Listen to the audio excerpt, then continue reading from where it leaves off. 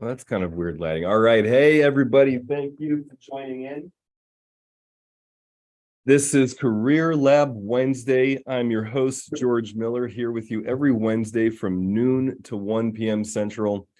I love working with people who are leveling up in their career, having questions about what their next steps are. So the forum for this is that you can ask anything career related, anything emotional intelligence related, and I will do my best job to answer or to guide you to where you could get an answer to your questions. So I invite people to join in directly on this Zoom link. I can work with you one-to-one that way, and I have a lot of fun doing that.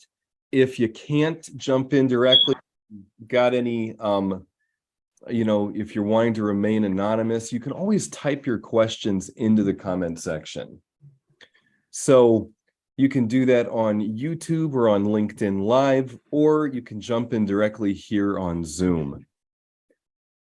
So that being said, again, all questions career related or anything in emotional intelligence is fair game. I am happy to work with you, whether you are beginning in your career, submitting your first resumes, going to your first interviews, or if you are looking to level up in your leadership or wanting to connect better with your team, with your boss. Any questions career related are welcome. Lenora, welcome. Is there any questions that you have, anything that you'd like to dive into today?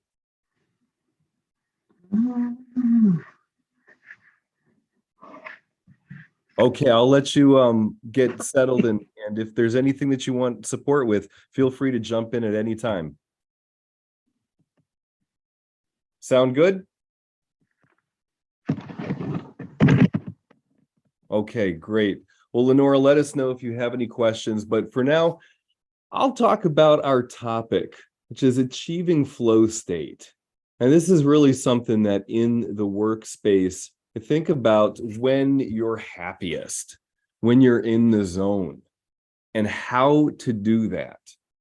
So I think most people think about athletes with this. When an athlete is in flow state, they are hitting all of their shots, making amazing moves. They're not even consciously thinking about it per se in the way that we tend to think of as conscious thinking.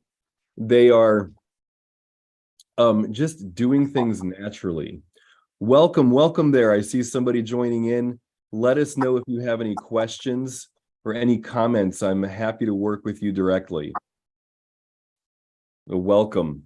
And so in flow state, that's that like wonderful time when if you're working on a project, it's just going so well.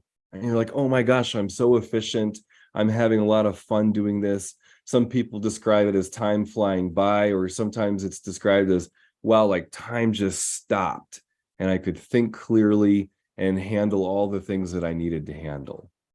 So that is what we're referring to as flow state, a lovely thing. Sometimes you get there in meditation. Having a meditation practice certainly helps you develop the neural connections for you to go there more often. You can start to train yourself to be in flow state in your daily interactions.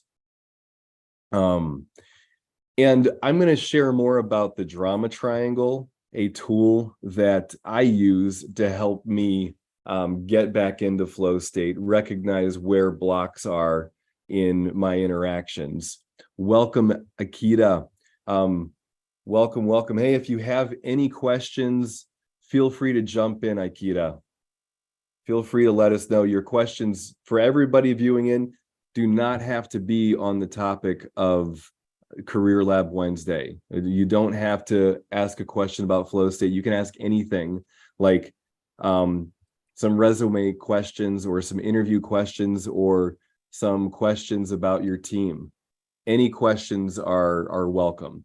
So I invite you to type your questions into the chat or come off mute and just ask them. But until that time, I will keep talking about the topic that I am jumping into today. So flow state and how to get there. The drama triangle, something I'll share a little bit more about later. But I wanted to first talk about meditation and ways to bring that into your interactions. So as some of you might know, I like to jump into ice water. And you might think, oh, wow, that's terrifying. Like, that seems like a really scary thing to do. And it is. I'm not going to lie. Every time I do it, I'm scared. But the reason I do it is because when I'm in the ice water, I have no choice but to be present. It takes me to a deep meditation like that. I mean, within a few seconds, as soon as I get right past the waves and I can just be fully in the cold water, I am like plugged into the universe. I mean, it feels like God is giving me a hug. And so I can achieve that state. Now, I'm out in ice water and I'm not in front of a computer. I'm not talking to anybody. So I'm not doing anything other than just being in a deep meditative state. But what I'm practicing on doing is to bring that deep meditative state into daily interactions with people. That's one of the things I do as a coach. I mean, I will just picture myself in ice water when I'm working with a client. I just kind of go there in my body. And that allows me to relax into some of the deeper wisdom that is available to any human being. This is not a, you don't have to be a guru or something. I don't think you even need to have a degree in anything. This is just a natural state of being a human. And so in that space, then I'm more aware of possibilities and I'm more aware of the person I'm talking to. And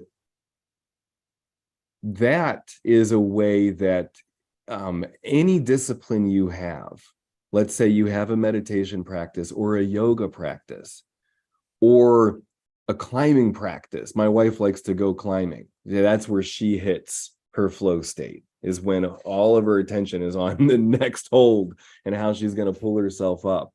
If you play sports, if you play video games, you'll notice think about the times where you are in that state of flow. People enjoy it. It's an enjoyable time for you. So be thinking about that and thinking about how you can start to feed that flow state into your interactions. And this is really helpful too for interviews. When you can get to that spot in an interview where you're just having a conversation with the person interviewing you, and you're actually asking them questions about the job position, and you're really working together. And that's another thing about flow state, is if you're on a team, it's like all of you are just connecting almost with telepathy. Like you don't even have to, sometimes you don't even have to say words. It's like you can almost read each other's minds. And so that is it's a lovely spot to get to. There's ways that I do it just in playing basketball, jumping in ice water, and then having some conscious thought about bringing that into my interactions with others. Sometimes I'll just put my hand on my heart and take a deeper breath. And that kind of grounds me and brings me back more present and able to be available with other people in a way that if I'm just focused on trying to fix things, it doesn't work as well. So that's some of my personal ways of achieving flow state in interactions. Where I'm always working on that. I probably, if I'm honest, I'm there like 2% of the time. It's not often, overall I'm mostly not there, but increasingly trying to be there. Now, there's another thing that we can dive into. Before I do that, I want to do a quick room reset for everybody who's in here. If you have any questions, go ahead and type your questions into the comment section, into the chat. If you're on LinkedIn Live or on YouTube, go ahead and type in any questions that you have. And if you want, jump on over into Zoom. I love working with you directly. I love answering questions and talking to you and getting to know what you're working on. And your questions don't have to have anything to do with flow state or meditation or any of this stuff. Your questions can be very simple, grounded things that you're working on in your career. Like how do I have a challenging conversation with my team or with my boss or with my manager? How do I respond to a certain ad that I'm interested in? Anything career or EQ, emotional intelligence related, is fair game, is on the table for you to ask. So that being said, I'm going to now jump into talking about blockers to flow state, blockers to my ability to respond. So out of transactional analysis, this is back in the 50s, 60s, 70s, kind of in sync with the human potential movement. This a therapist, Eric Byrne, developed what we call transactional analysis, looking at how people interact. What are the games that people play that are really often take up time and have us not being as efficient as we could be, and definitely taking us out of the flow state. All ways of interacting that we learned as little kids growing up, watching our parents and watching our teachers, etc., interact in ways that are not necessarily the most effective ways. So that's a little bit of that history. And then a student of his, Stephen Cartman, came along and developed something called the drama triangle. It's a simple thing that you can see happening in all kinds of interactions. So the drama triangle, we've got the victim, picture that at the one point up here, and persecutor down at the other tip, and rescuer at the other tip. And the beauty of this triangle is that as you start to notice where people are acting like victims, rescuers, or persecutors, you're going to start to see just how pervasive this is, meaning it's normal. Our normal interactions. I'll share some, if I come home and I'm upset from things during the day, and I want my wife to like come over and give me a hug, but like I kind of feel scared or vulnerable, or I'm just like, I don't know, whatever, then I can say something like, oh, geez, today something, so and so just pissed me off. Right there, I'm in the drama triangle. I am acting like a victim to somebody who's not even in that room at that time. And I'm even kind of persecuting them. Great, so you're starting to see the roles, and I'm looking to my wife to rescue me. Okay. Now, the issue is that this is not direct communication. It would be a different thing for me to come home and say to my wife, like, honey, my feelings were hurt today a bunch and I need a hug. Like, I just need your attention right now. You get the difference there? There's no drama in that. I was asking for what I wanted and needed from my wife, instead of thinking I have to, you know, point out how somebody else isn't good, and now kind of setting up the stage to have my wife come in and do some rescuing, which doesn't really work. Because then the game that I could continue playing, I could play hard to get. And I could be like, oh, that doesn't really satisfy my needs or wants. And it's really easy to start doing this in all kinds of ways. And it's seductive being in the drama triangle, because it kind of sparks some aliveness. It kind of sparks a sense of something happening. It's kind of like false engagement, but it kind of feels like something's happening. So I'm talking about a personal relationship, but I want you thinking about how this happens in your workplace. When you're working, and all the ways that you can see the role of victim, persecutor, and rescuer playing out between you and your team, your coworkers, your boss.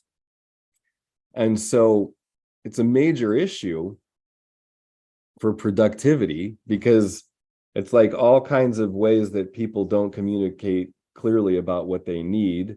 Or if somebody makes a mistake, then it's so easy to blame somebody else, or blame the system, blame the process, instead of saying like, oh, yeah, I made a mistake, and I think overall, like, we're going to need to change something about this system.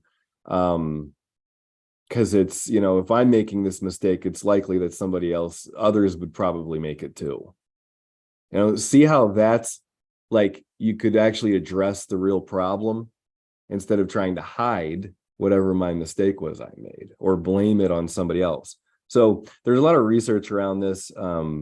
Apparently, when people are blaming, shaming, or justifying, which are things that happen when engaged in a drama triangle, there's only a 6% chance that anything's going to change.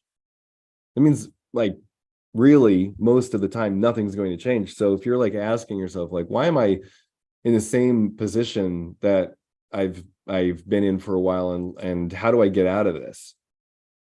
Well, I recommend you start looking at where you're in the drama triangle: victim, persecutor, rescuer. Where are you acting like a victim? Where are you acting like a rescuer? Where are you acting like a persecutor? And just start being aware of it, because consciousness is the thing that we need.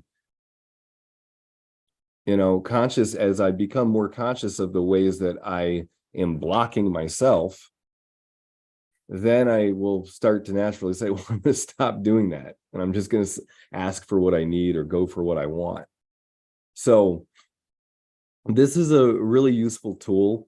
I'm seeing a question that I'm going to get to in just a moment here, but I think for more on this, there's a video that I have on my YouTube channel that you can listen to at your leisure, and revisit it whenever you want to practice this. You want to practice being aware of the blocks to your flow state, and a major block for every human being walking around on this planet right now is the drama triangle.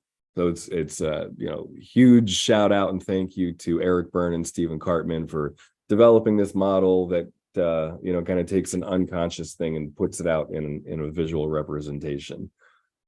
Thank you, Jane. Thanks for putting that out there. So great. I want to take a look at this question. New to understanding what you call flow state. Okay. And as of this year, I've been seeking stress management activities such as biking, yoga, faith, meditation, therapy. I work in high stress, very competitive environment. And I find that I feel better physically, mentally, even spiritually. I'm more productive, still feel like I'm struggling professionally. I'm seeking growth in all areas within my scope, but I still feel like I'm struggling to move forwards professionally, even though I'm achieving more. I'll just group it together and say, um, even though you are taking care of yourself more mentally and spiritually through your physical practices. Well, okay, this is great. How you identify that block? So moving forward professionally. Well, are you able to come off mute and talk to me about it? And can I learn a little bit more about what that block is? Or if you can't come off mute, you can just type in. So you're it's a high stress environment, very competitive. Yeah, hi. Hey, Um, welcome. Yeah, tell me more about it. I am working right now. I work in a very high stress environment. I've been working from home in this industry for um, since all of the pandemic, and I had some learning curves to identify and overcome, which I feel like I have done. But because of the competitive nature of the environment, the corporate structure, I just, I don't know. I guess I just, maybe my block is just my self confidence. But I'm just not cut for the cutthroatness of corporate life, work Let, life. let me find out a little bit more about this. Hey, are you working in HR? I do. Okay. And can you describe one element, um, just one piece of what is cutthroat? Um, for instance, just to, um, Uh, it's kind of like a lot of little things. Um, Mm-hmm. I don't know how to describe it. For instance, I feel like my participation or my contributions as an individual contributor to my team based on the structured performance goals that we have stumped my growth professionally as an HR professional, even though I'm new to it and I just have really basic certification. I still feel like I am a subject matter expert in that area, which I actually am a subject Mm-hmm. matter expert. But, it has no merit in my environment. It has no What are way. some of the company's goals? Um, well, it's a large organization in the healthcare industry. So Okay. there's that overall initiative to provide excellence in all areas, in all aspects, which um, I seek to incorporate. And, Okay. and it actually has lent, it has contributed a lot to my thought process, my character, personally and professionally. So I would like to stay in the environment, but I don't know. I guess just I don't know. Honestly, I'm trying not to take it personally, Mm-hmm. but I feel as though my struggle is is just receiving it that way.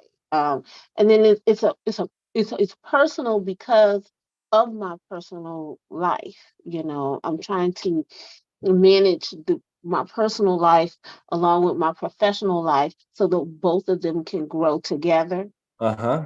And because my professional life isn't developing, my personal life is stunted. Can you give me an example of something that you take personally? Ugh, I hate saying this, but I think I did take it personal yesterday. So I have a background that goes actually to the patient bedside in healthcare. When I was younger, I did work at the patient bedside. I studied nursing, even though I didn't actually go into the nursing as a registered nurse. I did study it. When I became a parent, a single parent, I decided that that would be just not where I wanted to be. I needed to have a more routine type of schedule for my family. Anyway, I did take, as you work and experience, you pick up things. So I picked up note taking styles that nurses and healthcare professionals use, and I incorporated in my everyday work experience. So I use it in my note taking. And so I had been not screaming about it. I got air quotes, but I had been, discussing with the team because of the lack thereof in some of the notes that I have to read from other professionals on my team, some of the professionals who are specialists. It just seems that, my suggestions were canned. I'm not even going to Okay. say So tabled. you I'm so going to say you have canned. you have experience of how to note take effectively. Yeah, I actually not just at the patient bedside, but clinically as a social worker and a counselor. I've studied that, so I use the SOAP and ADAPT format even in HR, because I work in a service environment. Got So it. Okay, so now so you have that, and then you make some suggestions, and nobody takes you up on those suggestions. Is that what? until yesterday, What's that? until yesterday. Then So yesterday they did? yeah, yes, well, it wasn't even it wasn't, well, Akita, we would, we're gonna do, and they didn't even have to recognize me. Just the fact that there is a lack thereof for the entire time that the team has been together, which is my entire tenure with the organization, there has been a serious lack thereof. And I feel like, with all of the effort, with all of the detail and productivity that I apply, it's just not acknowledged. And it's very frustrating because And what's those not acknowledged? just my work ethic, my performance, my service to the organization. And what are the ways that you're not acknowledged? Um, well, I- as far as merit is concerned, um, that is the main thing. And then I've had situations where I would apply for internal opportunities and just be told that, oh, well, you didn't get this position because you didn't interview well. But the interviewer was actually my trainer and my manager who had both gotten promoted to director and a different management position. So both of these people actually walked with me from the hire to today. And because I did not interview well, even though they know my performance criteria, it was just not enough. And that, you know, I just, And so these are people that you've been working with for a while and they're passing you up. yes. Okay. And so this is, I mean, it's first of all, I want to say thank you for sharing this. I mean, it's really vulnerable, and I get the frustration. It brings me some sadness. Uh-huh. Yeah, totally. I understandably. And so you mentioned a couple things. Is something about confidence as well as that you're not being recognized for the things you think you should be recognized for. Is is that accurate? I think that it's wearing on my confidence. I personally believe that as a newcomer to the industry, not having formal training in human resources and developing myself where I can not only understand the fundamentals but work productively, I believe at a high level is is really demoralizing, if I'm saying that. Yeah, I, yeah, I, yeah. So I I mean, it's just overlooked. No, there's only one other person on my team that actually has some credentials, which we earned them pretty much at the same time. I achieved mine before she achieved hers. I will have to say that I do believe that there's some cronyism going on, but that's not within my control. So I'm just trying to achieve at my level, and I just can't seem to pull it off, and it's wearing on my confidence. okay, thanks, Aikita. Um, I think for one thing, I think we should talk more. Um, but can I take some risks with you now? Sure. Thank you. Thank you. Um, what's your birth order? How are you the oldest or middle or youngest in your I, family? I am the oldest. Okay. And how many younger siblings did you have growing up? Two, they're spaced out 5 and 13 years younger. Okay, five, so a whole 5 years next. Yeah, my So my as a my, as a my little brother. girl, you were kind of an only child until 5. Yeah, and that's a really um it's a story because I would have to say that my birth was during a very tumultuous time with my parents. Uh-huh. So by Totally. the, by the time I was 5, they were divorcing. My brother was born, and then my sister came at 13 when I was 13. But then my mother lost her second husband within 6 months of my sister being born. Okay. So I'm asking these questions because one of the things that happens, you could technically get all of the certifications needed for something, but if you don't if there's unfinished business from the past that kind of carries over into moment to moment interactions in the present, that can be a huge hindrance to professional development.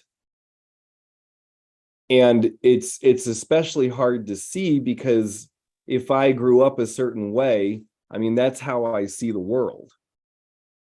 So to start to step out and see that a little differently, I'm definitely going to want you to experiment with noticing the drama triangle. Is this Yes, is this making yes, sense? it does. I agree because I've to for lack of a better term, I felt that paradigm shift when I joined this team. That I was in a box, and It's like you came into this team and everybody's speaking a language you don't know. well, it's not even that the language that I didn't know. It was a manner of thinking. Mm-hmm. It was a manner of even though we all pretty much came from the same background, I actually had no idea that maybe I suffered because of that, but my birth order. And I mean, you do, it's weird to say you know something, but you don't know it at the same time until you're placed in a particular environment that really opens up that wound, or and you don't even know it. Like it peels off the scab some and leaves you just open to try to heal again.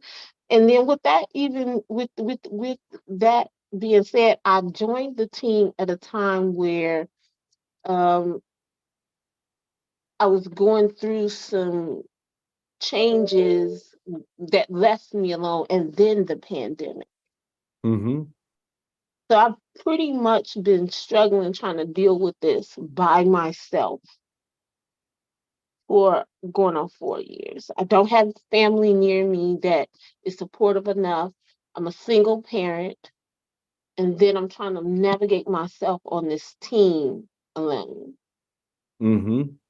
And so, I mean, it opened up a wound that I'm working hard to heal myself from within, which um, I honestly feel like I've done. Mentally, I'm able to stand up to challenges.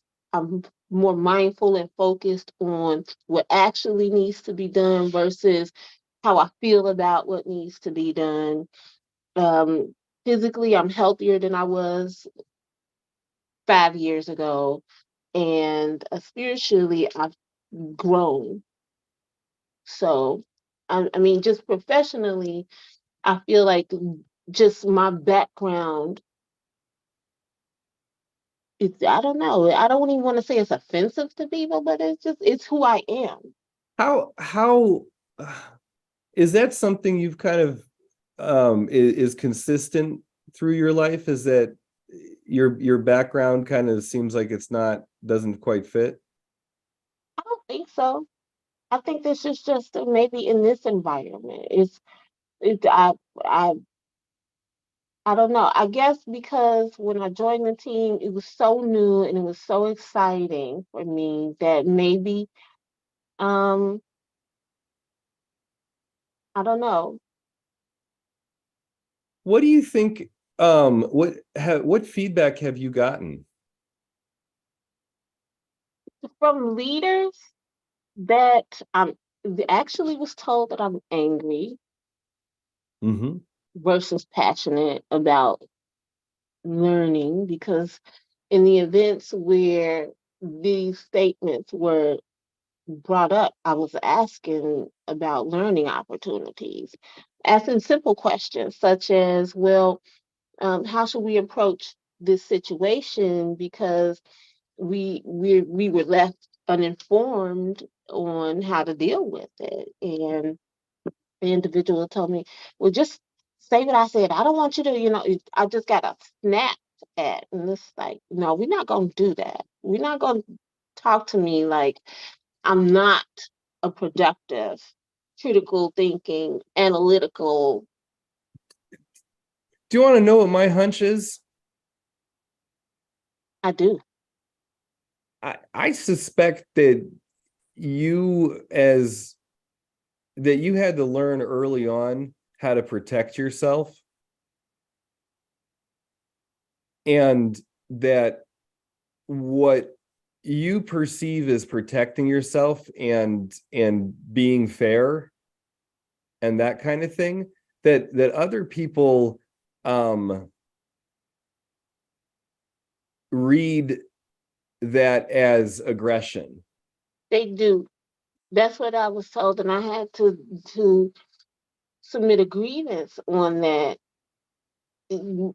because So um, there's a lot of foundational work that you're going to have to do to work through this. Is right underneath what they're calling aggression is a significant amount of pain. So hurt and fear.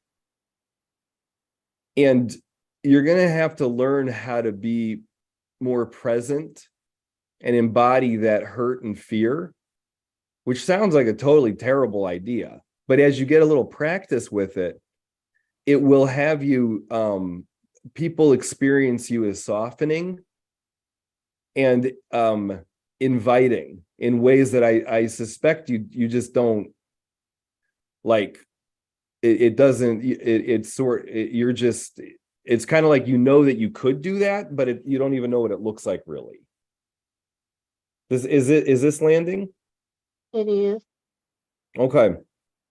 So I mean, this is we're in social and emotional intelligence. It's hard work.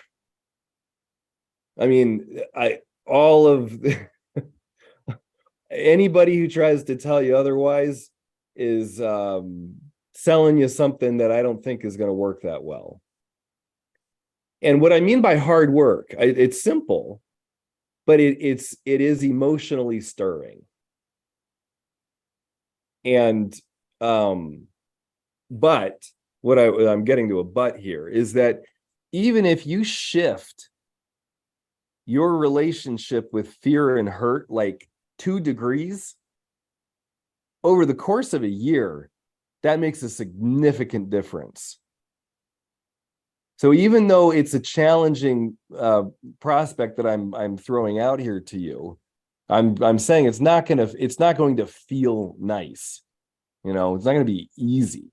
But even just a little bit of growth in this, you will notice big differences over time. So we're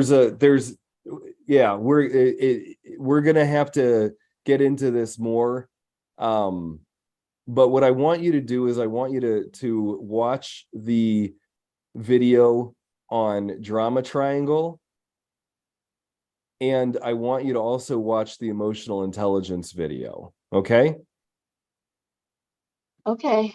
And I read the Emotional Intelligence 2.0 was recommended to me by a former manager, and it resonated and helped me to understand that some of the things that we receive as interactions is not for us to keep, but Mm-hmm. you know, I as It, it relates to what you said about me protecting myself, I do feel like I'm misunderstood, but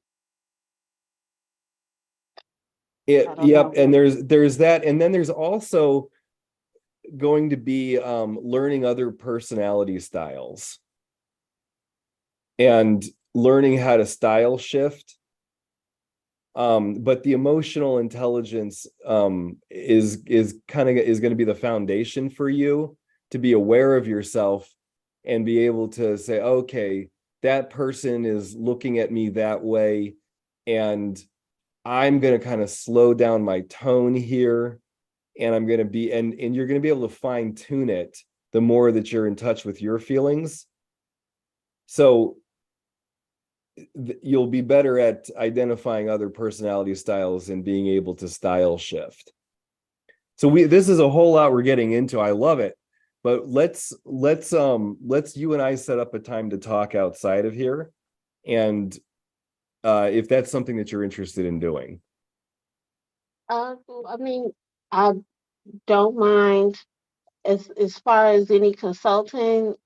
I don't have money Mm-hmm. to afford the costly services, but Got it.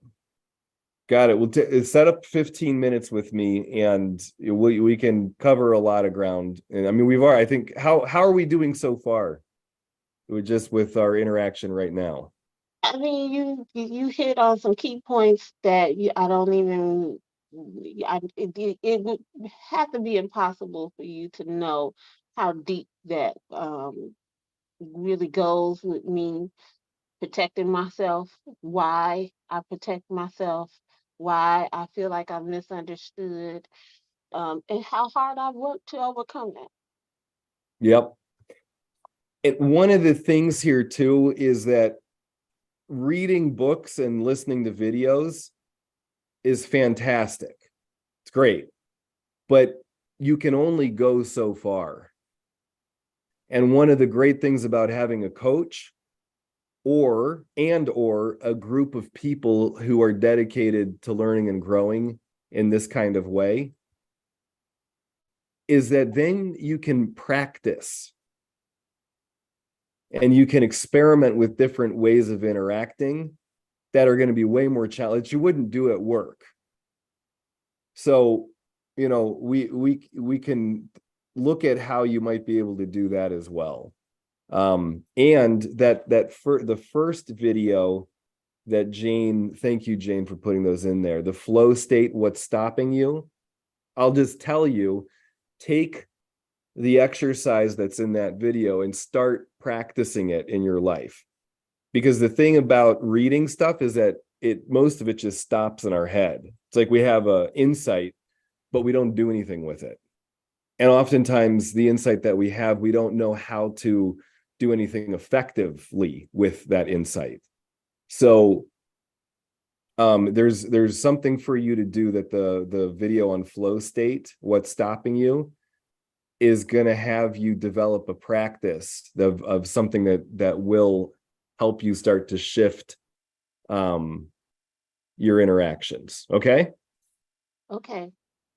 Well, sweet. I really appreciate you jumping in and sharing so vulnerably. And this is great too, by the way, because anybody who's listening in relates to this and is learning and growing from you. So you're doing everybody a service. So I really appreciate you and your sharing.